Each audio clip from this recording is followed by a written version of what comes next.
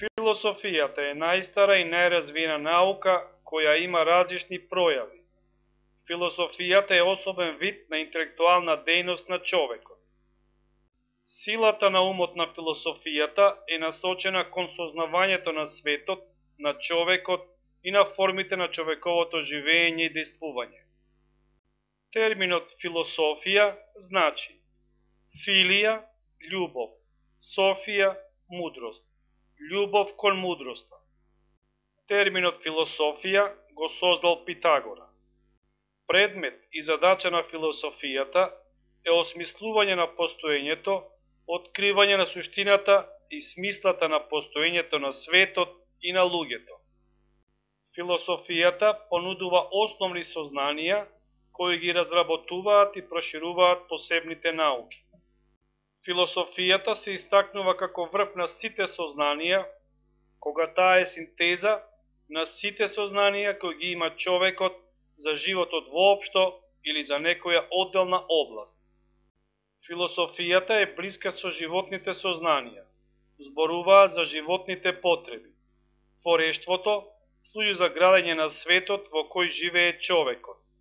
Научна мисла, свртена кон објаснување на светот и на пројавите во него.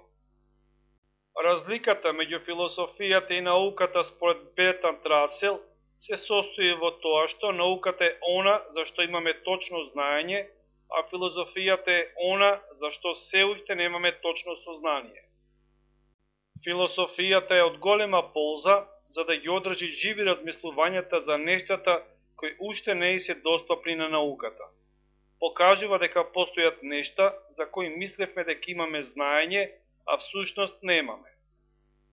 Философијата има посебен јазик, со развиени специфични изрази, со форма која овозможува на соодветен начин да бидат искажани философските сознанија.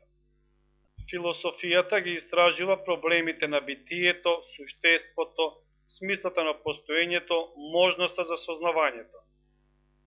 Трите основни проблеми на философијата се проблем на суштеството, проблем на сознавањето и проблем на човекот.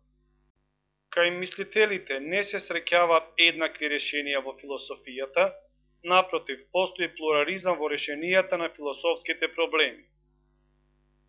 Философијата може да ја менува својата концепција врз основа на доживувањата, освестувањето, духовните проникнувања. Главни философски дисциплини се онтологија, гносеологија, етика, естетика, антропологија, логика, методологија. Онтологијата представува филозофска дисциплина која го проучува битието, неговото постоење, како настанало, формите и својствата на постоењето. Гносеологијата го проучува сознанието, неговите извори, можности, граници. Етиката го проучува моралот, вредноста на живењето, односите меѓу луѓето.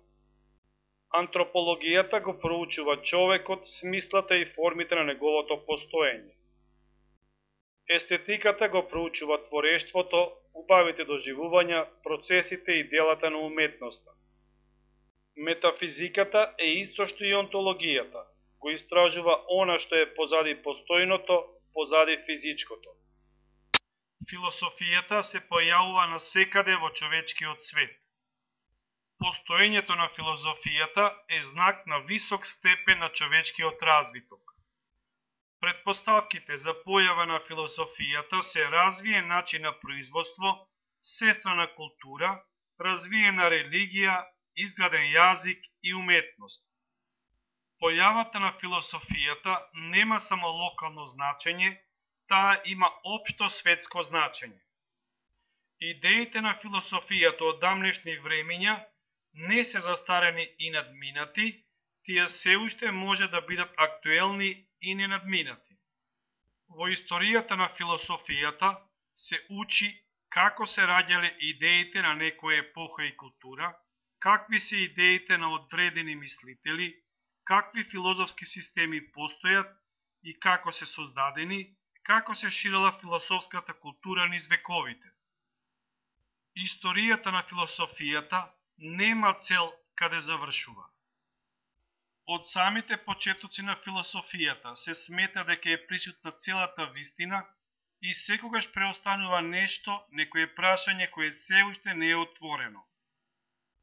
Поважните прашања на кои би требало да внимава историјата на философијата се следните. Како да се представат мислителите? Колку да се зборува за нивните истражувања? Кои идеи да се представат? Онтолошките, гносеолошките, етичките и така натаму.